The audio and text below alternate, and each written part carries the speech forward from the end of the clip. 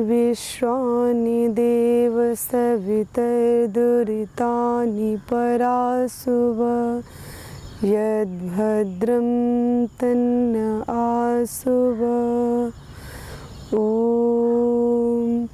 असतो मा सद्गमय तमसो मा ज्योतिर्गमय मृत्योर्मा अमृतं गमय। ॐ भूर्भुवस्वः तत्सवितुर्वरेण्यं भर्गो देवस्य धीमहि धियो यो नः प्रचोदयात्। ॐ शांति शांति शांति। ओम। आज के विचार क्रांति में हम विचार करेंगे, हम चिंतन करेंगे अभ्यास के ऊपर कि हम कोई अच्छे कार्य करते हैं या हमसे किसी प्रकार की कोई गलतियां होती हैं, त्रुटियां होती हैं, तो उनमें हम अधिकतर बोलते हैं कि ये तो मेरा अभ्यास है, ऐसा मेरी आदत हो गई है। जो हमारी आदत है कार्य करने की, चाहे वो कार्य अच्छा हो या वो कार्य किसी प्रकार की गलतियों भरा हो, बुराइयों भरा हो, त्रुटिपूर्ण हो, अगर हम चाह लें, अगर हमारी इच्छा शक्ति, मन शक्ति कंट्रोल में हो, अगर हमें पूर्ण इच्छा हो, अगर हम अंदर से चाहें कि हम इसको हटा सकते हैं, हटाएं तो हम हटा सकते हैं उसको। लेकिन हम सोचते हैं कि वो तो अपने आप हो जाता है, जो आदत बनती है वो अपने आप हो जाती है, जो हमारा अभ्यास होता है वो अपने आप हो जाता है। और जब हम अपने मन में बैठा लेते हैं कि ये तो कार्य अपने आप हो जाता है, ये मेरी आदत ही है, यानी कि हम ऐसे सोच लेते हैं कि ये मेरी आदत अब ये सुधरने वाली नहीं है, अब इसको मैं नहीं सुधार सकते। लेकिन हम अगर अंदर से सोच लें, हम पूर्ण संकल्प से, पूर्ण दृढ़ता से अगर हम सोच लें कि हमें इसको दूर करना है, तो फिर हम दूर कर सकते हैं। तो वैसे ही आचार्य चाणक्य ने अपनी चाणक्य नीति में कहा है, अनभ्यासे विषम शास्त्रम। जो शास्त्र होते हैं, वेदों के वाक्य होते हैं, जो ऋषियों की वाणी होती है, जो हम याद करते हैं, हम अपने जीवन में उतारने का प्रयास करते हैं, लेकिन केवल हम याद कर लिए और उसको हम अभ्यास में न लाएं, उसको हम जीवन में न लाएं, तो वो हमारे लिए विष समान हो जाती है, वो विष की तरह हमारे लिए हो जाता है। तो अनभ्यासे विषम शास्त्रम, बिना अभ्यास के, बिना जिए, बिना उसके अभ्यास किए अगर हम शास्त्र केवल याद करके और छोड़ देते हैं, तो वो अनभ्यासे विषम शास्त्रम, तो अनभ्यास के कारण से जो शास्त्र होता है वो विष हो जाता है, जहर बन जाता है। अजीर्णे भोजनम विषम। और जो भोजन होता है, प्रसाद होता है, लेकिन अजीर्ण हो गया, वो उसका डाइजेशन ठीक से नहीं हो पाया, वो ठीक से नहीं पच पाया, तो वो अजीर्णे भोजनम विषम। तो अजीर्ण जो होता है भोजन, वो भी विष के समान होता है। तो अनभ्यास, अगर हम अभ्यास नहीं करते किसी कार्य का, तो वो हमारे लिए विष साबित हो जाता है।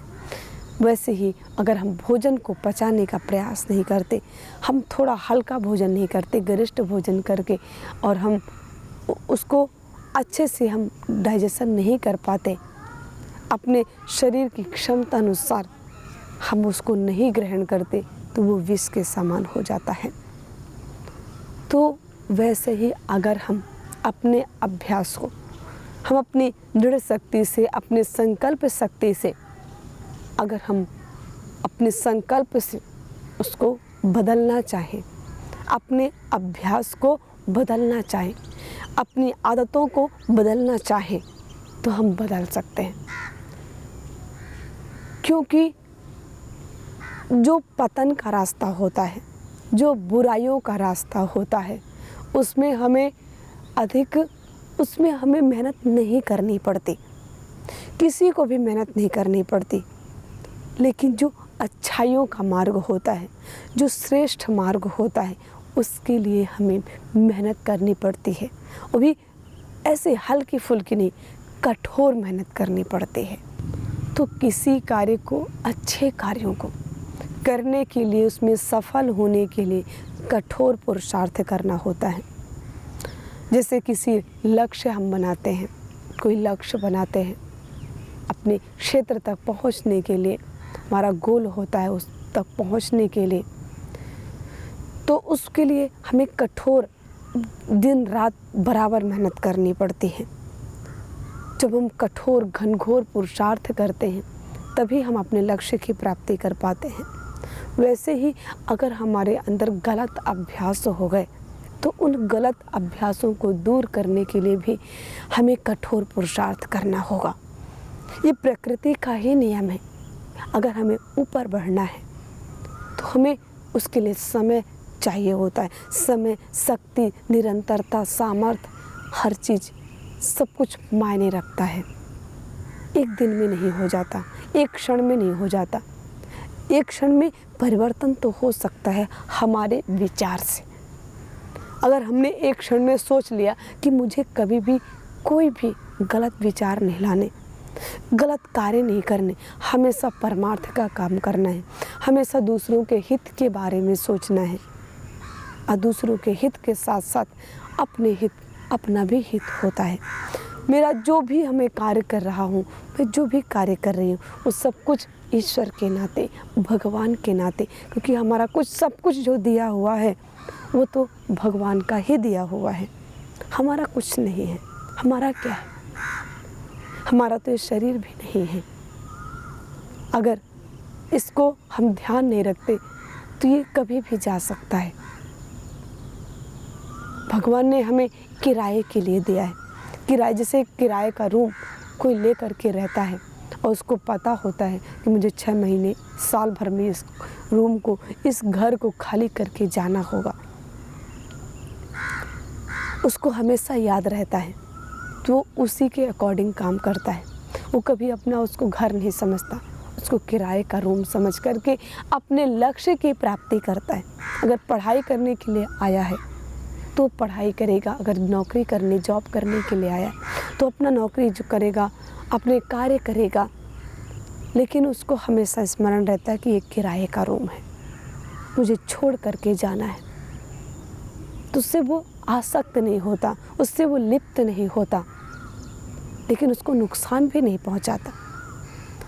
वैसे हम अपने शरीर को,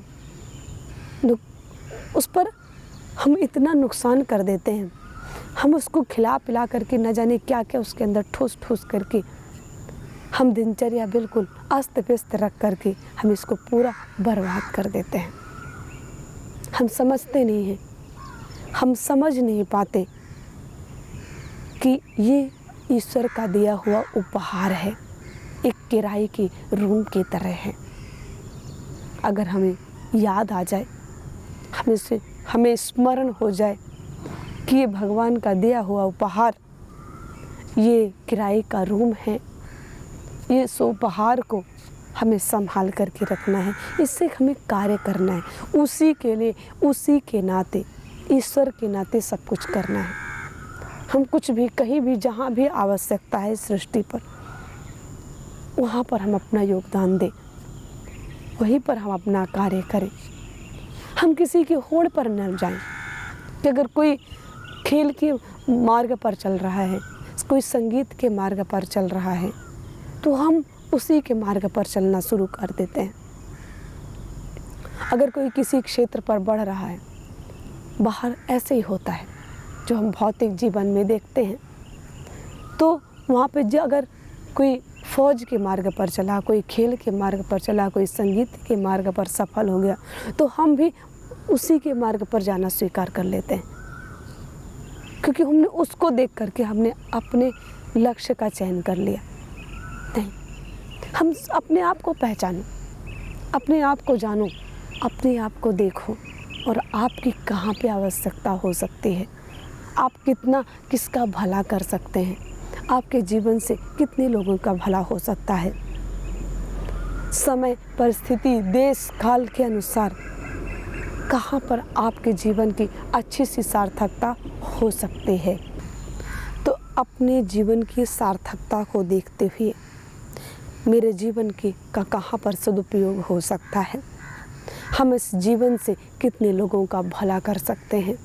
अगर हमने इस मनुष्य जीवन को पा करके हम स्वयं को भी अच्छा बनाते हुए और हम अगर दूसरों की मदद करने के योग्य हो जाते हैं, किसी असहाय को सहारा दे पाते हैं, किसी भूखे को भोजन दे पाते हैं, तो हमारे जीवन की इस सौभाग्य से बड़ा और कुछ नहीं हो सकता, क्योंकि मनुष्य का जीवन हमें मिला है।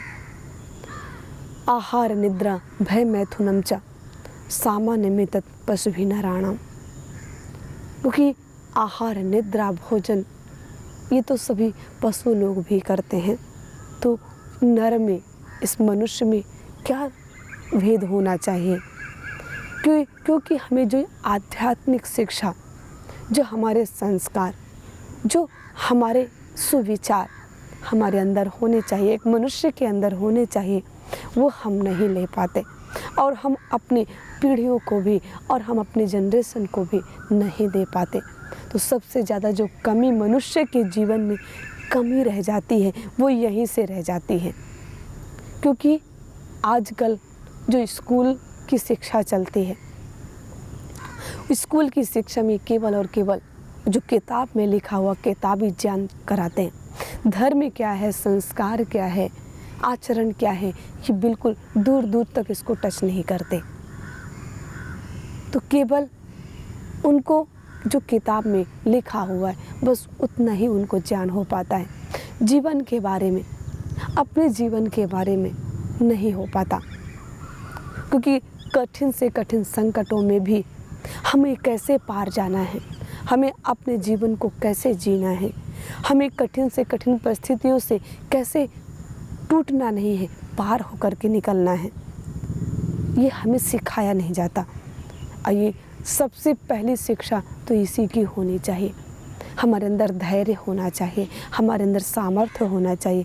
हमारे अंदर कोई भी परिस्थिति आ जाए, कैसी भी परिस्थिति आ जाए, लेकिन हमारे मन की स्थिति विचलित ना हो।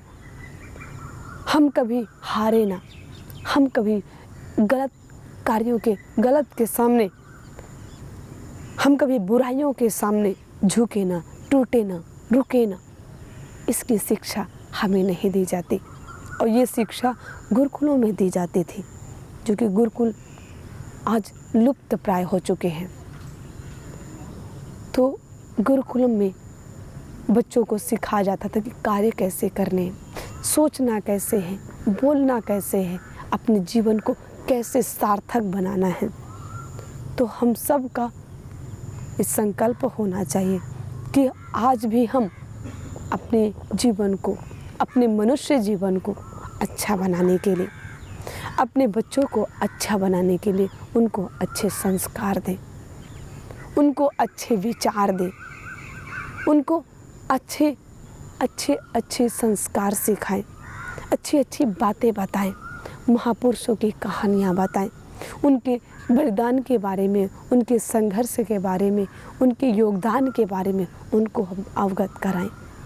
नहीं तो सामान्य रूप से अगर हम छोड़ करके रखते हैं, चाहे हम अपने आप को, अपने मन को हम ऐसे छोड़ देते हैं, तो वो पतन की ओर जाता है।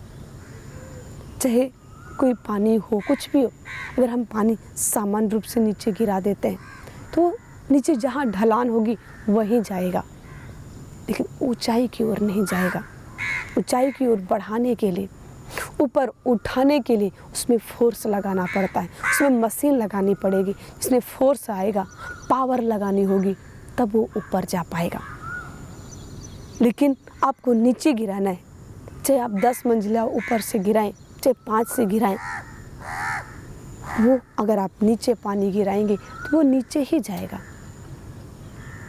वो नीचे आसानी से आ जाएगा। लेकिन आपको 10 मंजिला ऊपर चढ़ाना है पानी को, तो आपको पावर लगानी होगी। वैसे ही हमारा जीवन है। अगर हमें ऊपर उठाना है, अगर हमें ऊपर उठा करके अपने जीवन को सार्थक बनाना है, तो हमें उसके लिए ताकत लगानी होगी, पावर लगानी होगी। अब वो पावर हमें आध्यात्मिक जीवन में मिलता है, वो पावर हमें अपनी संस्कृति में मिलता है, हमें अपने संस्कारों से मिलता है, हमें अपनी ऋषि परंपरा से मिलता है, हमें अपने महापुरुषों से सीखने को मिलता है। वो पावर और कुछ नहीं हो सकता। हमें अपने माता पिता गुरु के त्याग से सीखने को मिलता है, हमें अपने ऋषियों की ज्ञान परंपरा से सीखने को मिलता है। तो हम अपने इस पावर को बनाएं। अब वो पावर हमें खरीदने से नहीं मिलेगी, वो पावर हमें किसी दुकान में मोल नहीं मिलेगी, किसी मार्केट में बिकेगी नहीं। वो तो हमारे अंदर ही है, वो हमारे संस्कारों में है, वो हमारी संस्कृति में है, वो हमारे अध्यात्म में है। तो हम सब कुछ करते हुए हमें अध्यात्म का संबल लेना होगा, हमें अध्यात्म का हमें सहारा लेना होगा। अगर हमें अपने जीवन को अच्छा बनाना है, हमें अपने जीवन को बहुत अच्छे से जीना है, सार्थक करना है, इस जीवन में कभी हमें टूटना नहीं है, हमें कभी नष्ट नहीं होना अगर, तो हमें अध्यात्म का सहारा लेना होगा। और हमारी जो जड़ें हैं मजबूत होंगी, वो अध्यात्म के सहारे से ही मजबूत होंगी। बिना अध्यात्म के नहीं हो सकता, बिना संस्कारों के ये संसार का निर्माण नहीं हो सकता। हमें अपने जीवन में आध्यात्मिकता लानी है, संस्कार लाने हैं, ऋषियों के ज्ञान को हमें धारण करना है, ऋषियों के कहे हुए वाक्यों को हमें स्मरण करना है। वो जैसे जीते थे वैसे हमें जीना है। अगर हम, ये जीवन बहुत सरल है, कहते हैं बहुत कठिन जीवन है, बहुत कठिन है। जब हम संसार में, भौतिकता में, भोग में जब हम लिप्त हो जाते हैं, और जब हम लिप्त होते हैं उस समय हमें पता नहीं चलता, हमें होश नहीं रहता। और जब हम ठोकर खा करके हम मारे जाते हैं, जब हम किसी के द्वारा दुत्कारे जाते हैं, हमें ठोकर कोई मार करके बाहर फेंक देता है, तब फिर हमें समझ में आता है ये जीवन तो बड़ा कठिन है। नहीं, जीवन कठिन नहीं है, जीवन तो बहुत सरल है, लेकिन इसको जागरूकता पूर्वक जीना होगा। अगर हम इसको जागरूकता से नहीं जिए, इसको हम भोग का साधन बना लिए, इसको हम केवल अपने ऐश्वर्य का साधन बना लिया, इसको भोग विलास का साधन बना लिया, सब कुछ हम इसको एक भौतिकता की दृष्टि से देखने लग गए। उसके बाद जब फिर हम इससे ठोकर खाते हैं, जब हमें गिराए जाते हैं, जब हम दुत्कारे जाते हैं, तब फिर हमें जीवन, जब हमें जागरूकता आती है, जब सब कुछ लुट चुका होता है, तब अगर हमें जागरूकता आएगी, तब तो जीवन कठिन लगेगा ही। इसलिए प्रारंभ से ही माता पिता हो, गुरु हो, आचार्य हो, उस सभी का कर्तव्य बनता है कि अपने बच्चों को, अपने आप को हम एक सही मार्ग पर ले जाएं, जागरूकता पूर्वक अपने जीवन को जिएं। हम जागरूकता से अपने जीवन को जिएंगे, हमारा जीवन बहुत सरल हो जाएगा, बहुत सार्थक हो जाएगा। अगर हम जागरूकता पूर्वक नहीं जिएंगे, बेहोश से जिएंगे, तो ये कठिन हो जाएगा। तो इस जीवन तो सरल है, लेकिन कठिन बनाने वाले हम ही हैं और सरल बनाने वाले हम ही स्वयं हैं। तो हम इसको कठिन बनाएं या सरल बनाएं, ये हमारे हाथ में है। लेकिन इसको जानना होगा, पहचानना होगा कि हमारे हाथ में है। लेकिन जब हमें पता नहीं होता कि ये चीज़ हमारे हाथ में है, तो फिर हम उस पर कार्य नहीं करते। अगर हमें पता होता कि ये चीज़ हमारे हाथ में है, ये पावर हमारे हाथ में है, तो उसको फिर हम उपयोग करते हैं। लेकिन कुछ लोग दुरुपयोग भी करते हैं, वो तो उसके ऊपर निर्भर करता है। तो हमारी जो हमारा आज का एपिसोड है, हमने प्रारंभ किया था अभ्यास के ऊपर कि हमारे अभ्यास कैसे अच्छे हों, जो हम समझ लेते हैं कि ये तो मेरी आदत ही है, ये तो मेरा नहीं, मेरे स्वभाव में ही है, ये हमें चेंज नहीं हो सकता, इसको परिवर्तन नहीं कर सकते, इसको बदल नहीं सकते। हमें से सोच लेते हैं, विचार कर लेते हैं, हम अपने मन में बैठा लेते हैं कि ये तो मेरी आदत ही है, मेरा स्वभाव ही है, इसको मैं बदल नहीं सकती। लेकिन ऐसा नहीं है, हम हर कुछ को बदल सकते हैं। हम अपने स्वभाव को बदल सकते हैं, हम अपनी आदतों को बदल सकते हैं। लेकिन हमारे अंदर दृढ़ संकल्प होना चाहिए, हमारे अंदर उसको समझने का साहस होना चाहिए, हमारे अंदर इतना करेज होना चाहिए कि हम उसको बदल सके। हमारे अंदर इतनी ताकत होनी चाहिए, इतना पावर होना चाहिए, और हम बदल सकते हैं। हम सब कुछ को बदल सकते हैं। हम अपना भविष्य अपने हाथ में है हमारे। हम जैसे लिखना चाहेंगे वैसे लिख सकते हैं, जैसे गढ़ना चाहेंगे वैसे गढ़ सकते हैं। वो कहेंगे कैसे? क्योंकि हमारे कार्यों से, हमारे कार्य क्योंकि हमारे कंट्रोल में है। हमारे ईश्वर ने हमें कार्य करने की पूर्ण स्वतंत्रता दे रखी है, और जैसे कार्य करेंगे वैसे ही फल मिलना है, क्योंकि ईश्वर न्यायकारी है। वो परम न्यायकारी है, परम दयालु है, परम ज्ञाता है, परम करुणावान है। उसके बराबर कोई नहीं कर सकता, उसकी बराबरी कोई नहीं कर सकता। तो जब वो न्यायकारी है, करुणावान है, ज्ञानवान है, तो वो हमारे साथ कैसे अन्याय करेगा? नहीं करेगा। लेकिन हमारे हाथ में उसने कार्य करने का पूर्ण स्वतंत्रता दे रखी है, और फल देने का वो अपने हाथ में ले रखा है। तो वो देता ही है, लेकिन उसमें हमें कार्य करना है, और कार्य हमारे हाथ में है।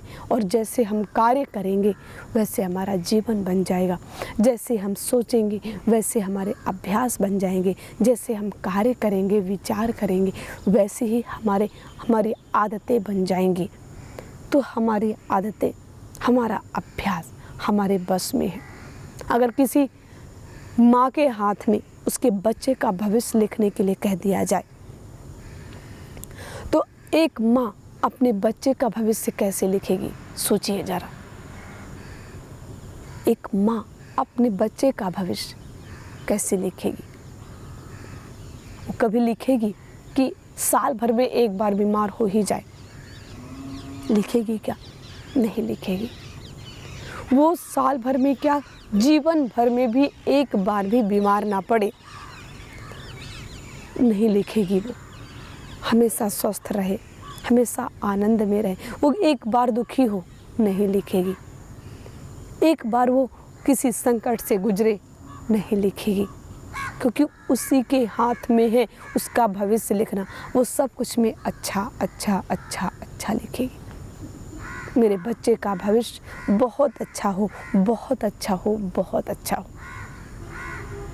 तो एक माँ, अब हम विचार कर सकते हैं, हम चिंतन कर सकते हैं, जिस प्रकार एक माँ के हाथ में अगर किसी बच्चे का भविष्य है तो वो कैसे लिखेगी? वो सब कुछ परफेक्ट परफेक्ट परफेक्ट करेगी। तो जब एक माँ अपने बच्चे के लिए परफेक्ट कर सकती है, तो क्या वो परम पिता परमात्मा, वो माँ है, पिता है, गुरु है, भाई है, बंधु, उसके साथ तो हमारे सारे नाते हैं।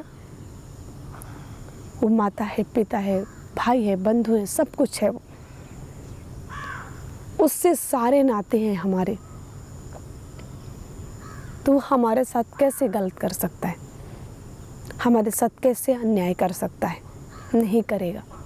बस हमें क्या करना है, हमें अच्छे विचार रखने हैं और हमें मन से अच्छे विचार रखने हैं और हाथों से अच्छा पुरुषार्थ करना है। बस 2 ही कार्य हमें करने हैं और बाकी कार्य तो सब अच्छा ही होगा। आज इस विचार क्रांति में हम यही सीखें कि सब कुछ हमारे बस में है। हमारी आदतें अगर किसी को गलत बोलने की, क्रोध करने की, गुस्सा करने की अगर हो भी गई हैं तो उसको हम हटा सकते हैं। उसको हम अपने जीवन से उसको स्थान ना दे करके उसको नष्ट कर सकते हैं। तो हम अपने जीवन को बहुत अच्छा बनाने के लिए थोड़ा पुरुषार्थ करना होगा। और पुरुषार्थ करने में क्या समस्या है? कुछ समस्या नहीं है, उसमें आनंद ही आता है। पुरुषार्थ में आनंद लें, पुरुषार्थ में हम आनंद की अनुभूति करें और अपने जीवन को हम बहुत अच्छा बनाएं, अपने अभ्यासों को हम बहुत अच्छा बनाएं। हम सब विचार करके अपने जीवन को सार्थक बनाएं, मनुष्य जीवन को, स्वयं को भी और दूसरों को भी परोपकार की भावना से, सेवा की भावना से, ईश्वर के कारण से, ईश्वर को समर्पित करते हुए, उसको ध्यान में रखते हुए, वो हमारा परमपिता परमात्मा है, वो हमारा भाई है, बंधु है, सब कुछ है, उसी को ध्यान में रखते हुए हम अपने जीवन को बहुत अच्छा बनाएं। ओम शांति शांति शांति।